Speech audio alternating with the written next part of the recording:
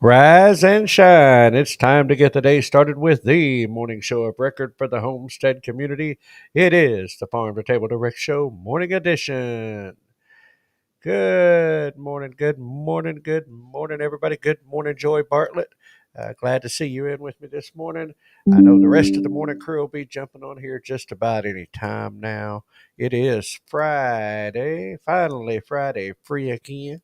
Yeah, anyway, Friday the 28th day of February. So, last day of the month of February this round. No leap year. Anyway, especially glad to have you all with us and hope everyone's day is off to a great and wonderful start. Anyway, there's Teresa Jukowitz. Good morning, Teresa. How you doing today? Glad to see everybody in. We're going to go ahead and get this thing kicked off. I know, hey, there's Clyde. Good morning, Clyde, with Let's Have a Cup of Coffee. There's Robbie, Wild Huckleberry. Everybody's jumping on. Good deal, good deal. We'll give it a couple of more minutes as I warm the day up, so to speak. And it has been warmer. Good morning, Scotty. Glad to see you in. Anyway, it has been warmer just a little bit. I was able to step out the door with a t-shirt on. A little chilly, but not bad. Enjoying this early spring weather. I'm a little nervous that we may have a little one more cold blast jumping in at us, but we'll enjoy it. And speaking of weather, let's head on over to Dyer Family Farm and see what's happening with the Redneck Weather Report.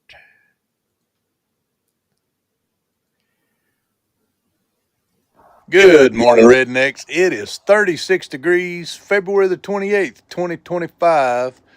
Got a 6 mile an hour southwest wind making it feel like it's 30 degrees, but we're going to get all the way to 75 today. God bless. We'll see you again tomorrow. Good. Anyway, there we go, 39. I see. I didn't even actually look to see. I know it was supposed to be in the 30s. Let's see, where am I at here? Yeah, it is. Well, matter of fact, it's 39 degrees here as well. High supposed to be 70.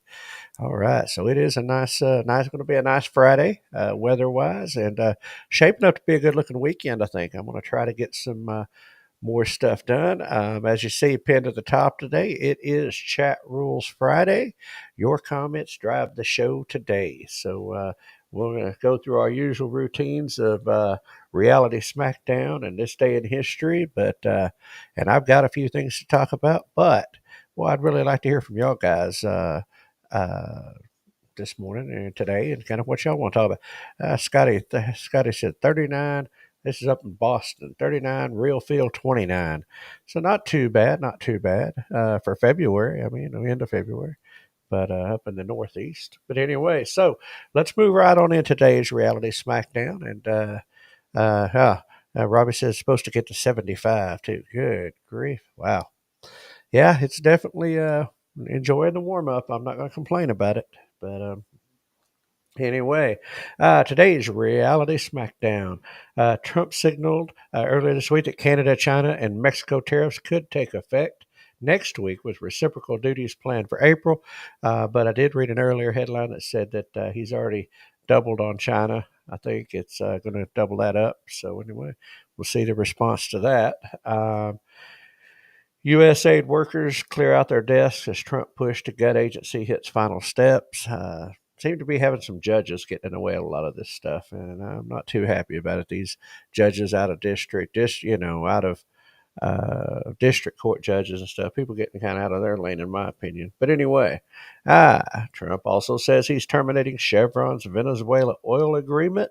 That's in part because Venezuela has not upheld some of their deals, and they have not done some of the stuff with the illegal immigrants that they were supposed to be doing. Anyway, yesterday, U.S. Attorney General released Epstein related flight logs and such as that, names, etc. A lot of disappointment in that it didn't. It was heavily redacted and a lot of things missing.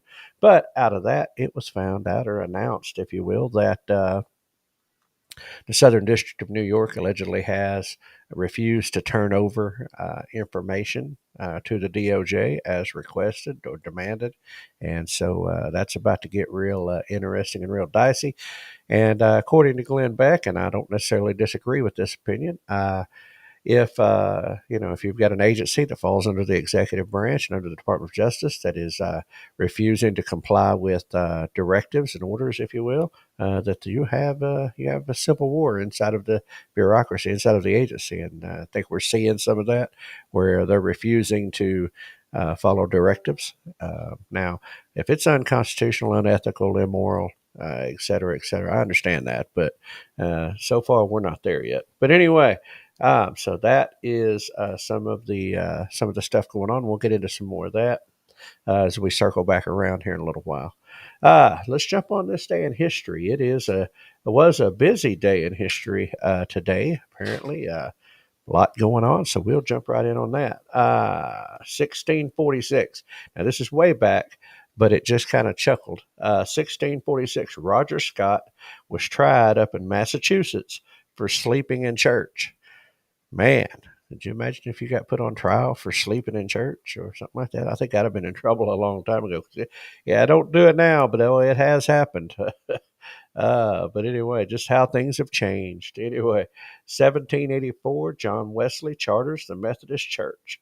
And that's not really what that it had a good run, but it's really wokeism and some other things that's kind of hurt that organization terribly. Anyway, 1827, the first commercial railroad in the U.S., the Baltimore and Ohio, the B&O Railroad chartered. I remember the B&O only because of playing Monopoly. How about y'all? But anyway, 1859, this is a sad statement. 1859, Arkansas legislature requires free blacks to choose exile or slavery. Uh, yeah, Scotty said I always did. I think he's talking about sleeping in church. I know as a kid it was particularly, not so much as an adult, but definitely as a kid. uh, anyway, let's see, where were we at? Okay, jumping forward all the way to 1953.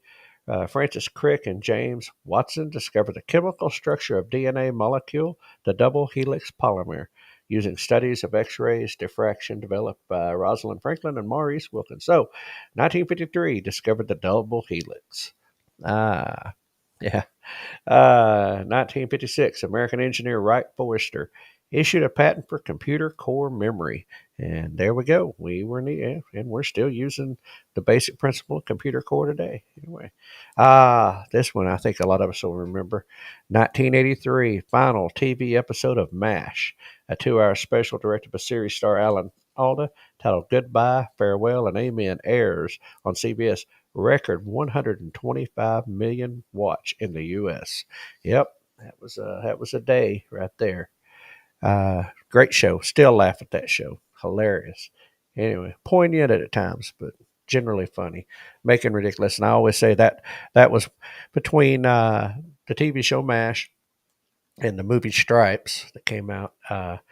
Was probably some of the funnier representations of what the Army could actually be like. I really felt that was more true than people realized. But anyway, 1991, Gulf War ends after Iraq accepts a ceasefire following their retreat from Kuwait. Yep, that didn't last very long. It was quick, fast, and in a hurry that time around. 1993, a lot of people will remember this sad day. Gun battle erupts near Waco, Texas, at the Branch Davidian compound after FBI attempts a raid. I don't know if it was FBI, ATF. I think it was ATF, actually. I think they headlined it wrong. But anyway, yeah, that was a bad period in history right there, recent history.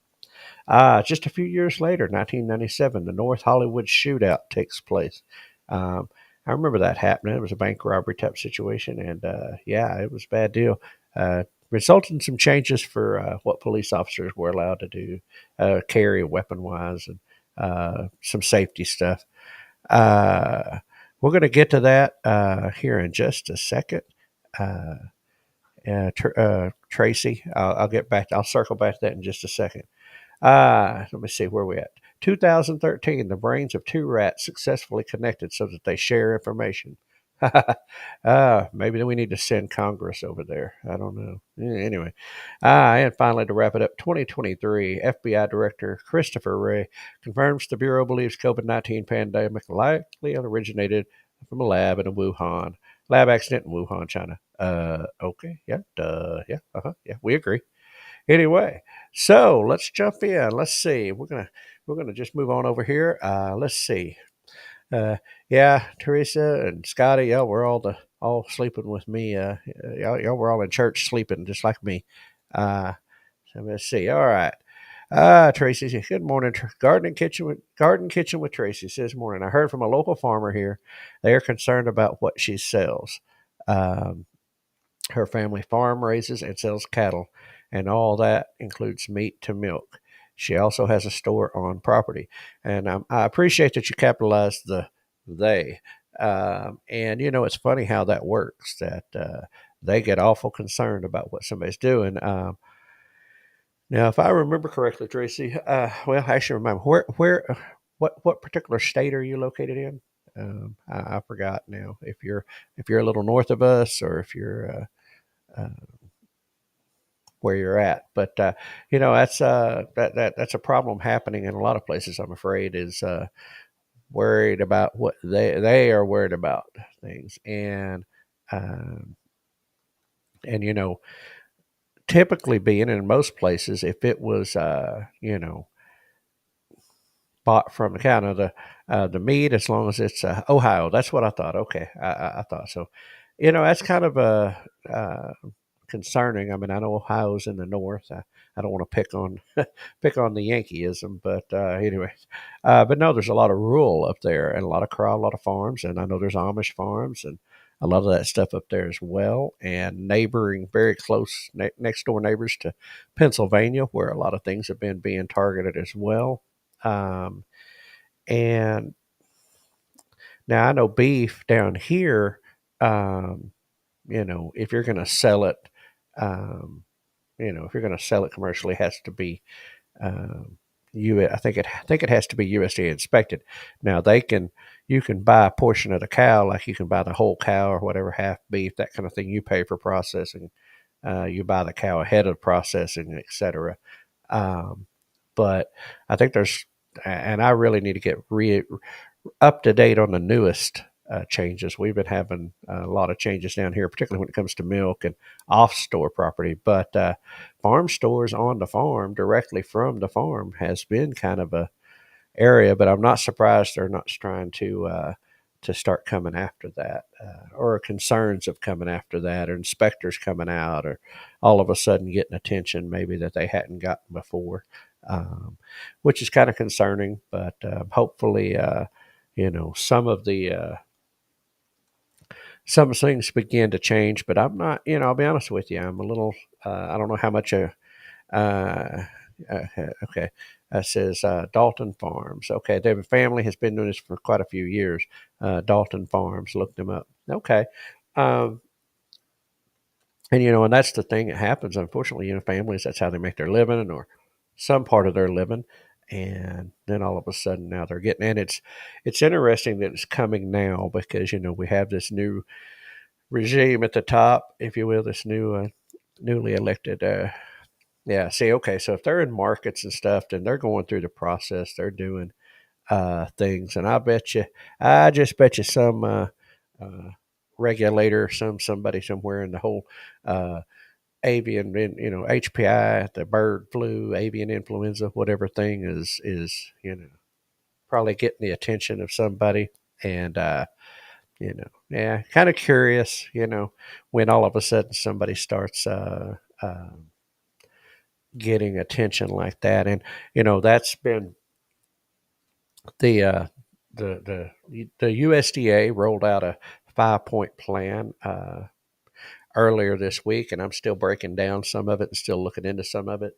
That's why I haven't brought it up too much, but a lot of concerns, because it seems like same old, same old. They're trying to do it, going as far as chickens, going vaccine wise, but they don't have the vaccine they want, which is a drinkable vaccine. Doesn't exist yet.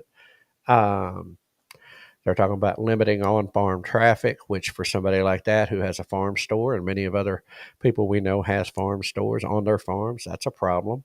Um, you know, doesn't seem like it's a well thought out approach, or it's an approach that was, you know, pushed by the industry leaders, which is commercial ag, like poultry and stuff, where visitors don't come to farms. And uh, but and there's Farm to Table Direct Show, so I'm assuming that's Bro in this morning. Yeah, good morning. Uh, let's see where we go. Okay, here we go. All right. Robbie, it's true. It says about nothing more than control. They want to show the independent farmers that they have control, and I would agree with and they that is exactly what it is. Robbie, is it's about control, and unfortunately, you have states like that, and I'm hopeful that maybe some things will. I don't know, Twist, because right now, as far as I'm concerned, the USDA, the new Ag Secretary, if you will, Secretary of Agriculture, is not off to a great start. Um, I'll be digging into more of that probably starting on Monday because I want to get a little more time to read up on it and study up on it so that I'm, understanding completely what they're talking about. But one part that I know is concerned is now the one thing they're good is they're wanting to get away with eggs. Uh, Hang on just a second. Thanks, Tracy. Appreciate that. And yeah, Arkansas did a good job on that. Just adding that little extra. Oklahoma's is the last I looked is still in the Senate, and so hopefully that gets passed through there. But anyway, we'll see. But Arkansas got theirs through, and so that was a big win for Arkansas in regards to off farm sales, particularly and stuff like that. So particularly of dairy, raw milk and such. But so yeah. But do appreciate you sharing that. Do appreciate you sharing the word and keeping up with things going on, Trace. Um, there's so much there. Because the meat and the dairy and the eggs and just the small farmer in general. Because part of this deal that came out before this 5-point plan was that the new ag secretary met with uh, you know a lot of people and I'm just guessing that if you're a commercial, if you're raising a commercial type organization or you're, farm wise, ranch wise, or if you're like commercial poultry, for example, there ain't visitors coming out there. In fact, it's a biosecure area. There, if you aren't related to the farm, if you're not part of the company, or like I go on and off farms when we're picking them up, that type of thing. That's what's out there now.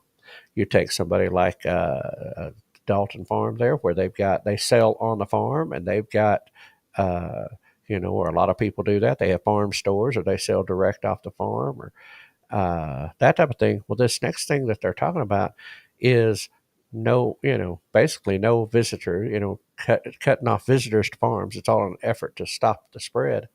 And, that would, great for a commercial, but that doesn't work for a small farm that sells direct. And because if somebody is, uh, how should we say, people centric in their operation, that's no good for them. And then you start trying to put a one size fits all solution to a problem. Well, it just sounds like more of the same to me. But but that's sad to hear that there's snooping around, and I don't know, I'd be interested to hear the backstory, more of the story, I guess you might say, um, and excuse me, whether this is coming from where this is coming from, if it's a local health department or local you know state level or higher, what's going on there, because the idea, at least we all think or thought, was that the new Trump administration was going to do things a little different, and sometimes these top down approaches uh, you know aren't the solution, they aren't the answer. So we'll see what happens with it. I'm definitely trying to keep an eye on things as I get the news reports on them, because if it's just going to be more of the same, well then I feel like it's a big disappointment. And so far, that's been a pretty solid feeling from a lot of the smaller people is that, man, things just not, at least in the USDA side of things, because I got problems with them right now. They're not my, a lot of the problems we got started through their so-called guidance and their so-called programs. So I'm hoping to see a turnaround. I'm still trying to kind of be cautiously optimistic about that. Um, but speaking of that, eggs. How what I know it was $6 and something here cents a dozen here the other day for eggs, and you know they're talking about trying to change some of the rules. They've talked about importing eggs. They've talked about getting rid of the cage-free requirements in some places. You know, and I know y'all guys are a lot of y'all are chicken raising folks, have eggs, sell eggs, that type of thing, and just wondering if any of y'all that sell eggs from home have noticed a uptick in sales recently. I know it's been happening down here. People that I see on our social media groups that sell eggs have been having an uptick in customers, and now a lot of people's eggs are, coming. They're waking up from the winter. Good morning, Jack. How are you doing, Dyer Family Farm? Uh, Hope you're doing well this morning on this Friday. Where you jumped on right in time to talk about eggs. You're an egg laying son of a gun out there. We've got. I was just saying, I've been reading on our socials, my private page. Uh, an uptick in egg sales, to those who sell eggs at home, or from home, organic, if you will. Say, Jack says, so 7 dozen yesterday. Wow, well, let me see. That's a pretty good amount of eggs. There you go. That's awesome. And that's, like I said, I've been reading that out here, and I just thought I'd ask, some people that might know what their egg sales, if it's been an uptick. And so I think we're going to see more of that. Um, uh, I, I know you don't technically lay the eggs yourself. I am aware. Your hens do all the work. I get it. Uh, that's good. Good question, Joy Bartlett. I'm wondering if Monsanto is behind some of the behind this because some of the small farms don't use enough pesticides. Um, Perhaps, and in fact, I can, let me see if I can do this. I can do this and talk to you all at the same time. Let me go over here. I'm going to give you as far as this most recent stuff with um, the poultry, this vaccine. Let me get over here to this. I'm clicking behind the scenes here. Let me get down here. Let's see if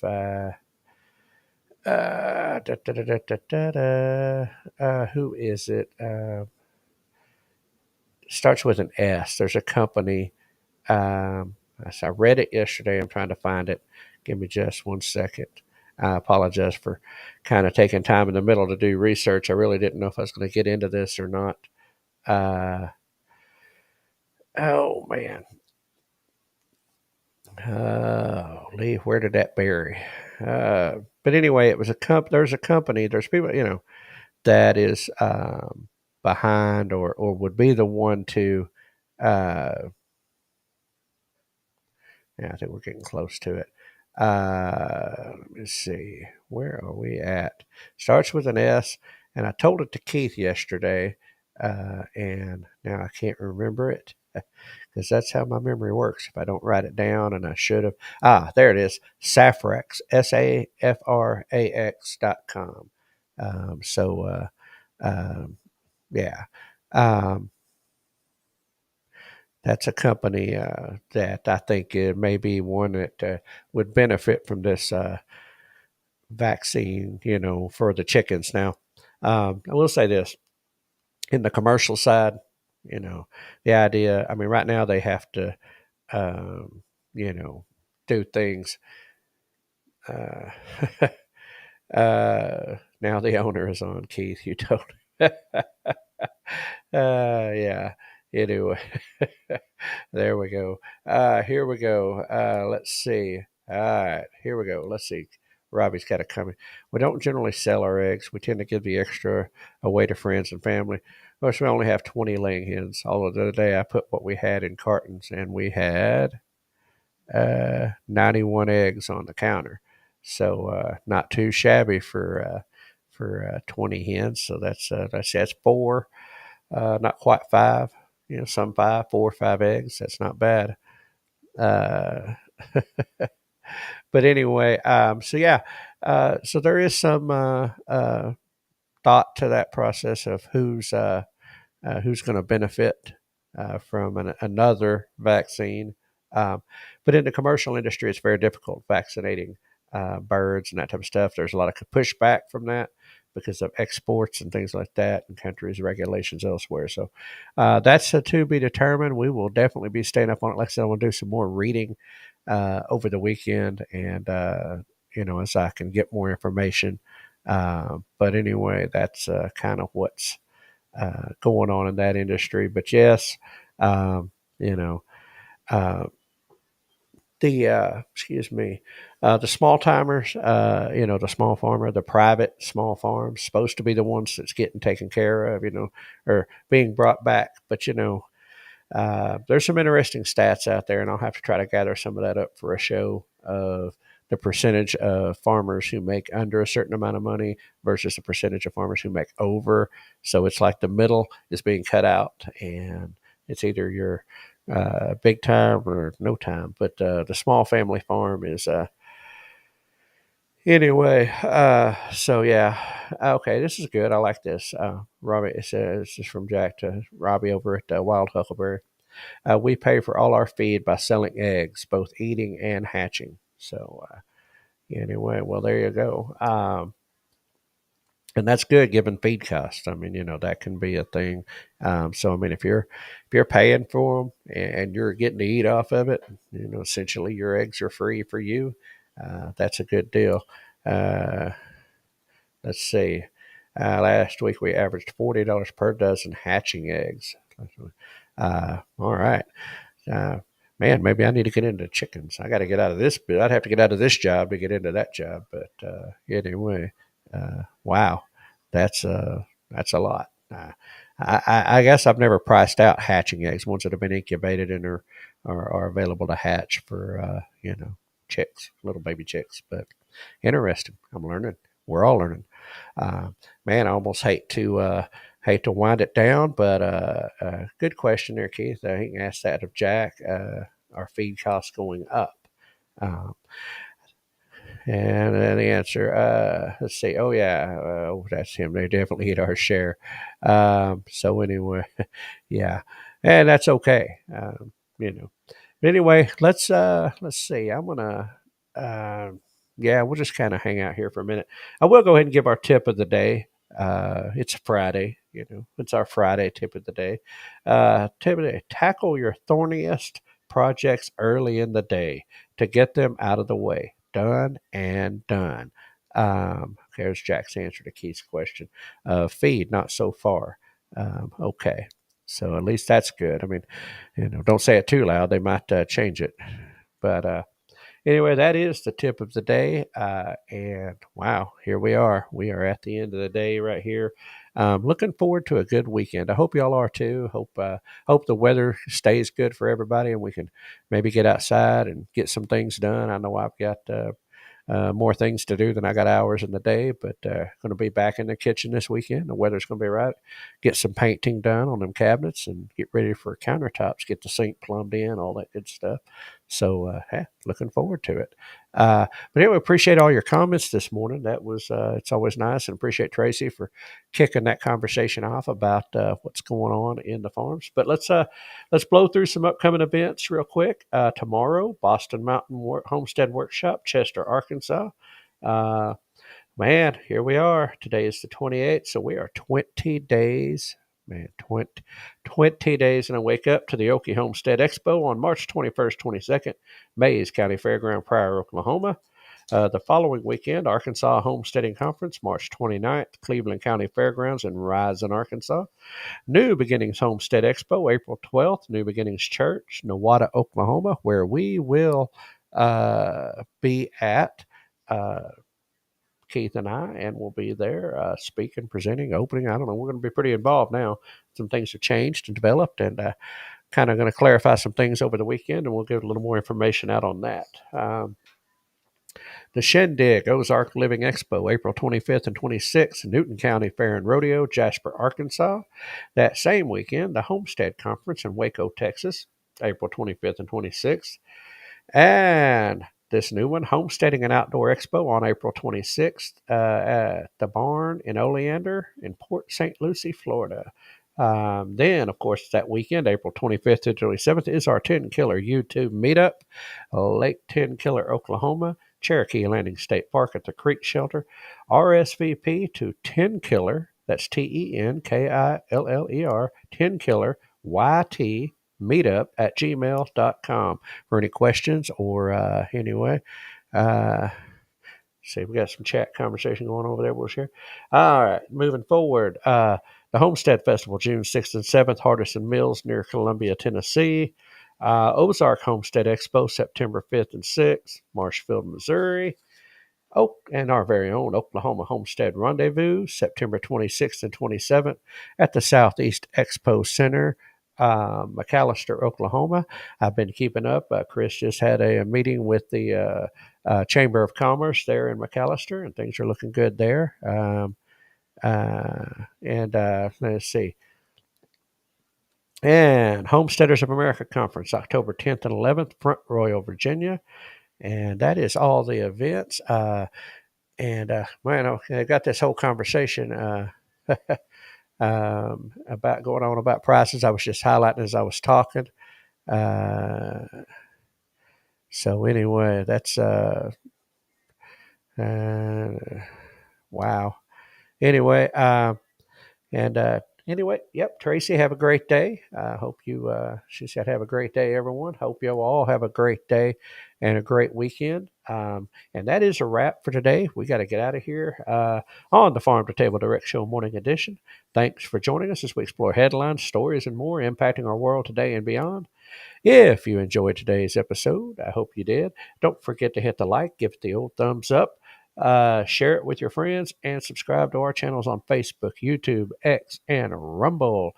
It is the best way to stay connected and help grow the conversation about food, farming, and community. So thanks for everybody who participated in live in Chat Rules Friday. Y'all definitely carried the bag today. Appreciate that. It's always good to have our chat friends over there. The morning crew. Love y'all guys. Anyway, until next time, keep your roots deep, your vision growing. Good food starts with great people just like you.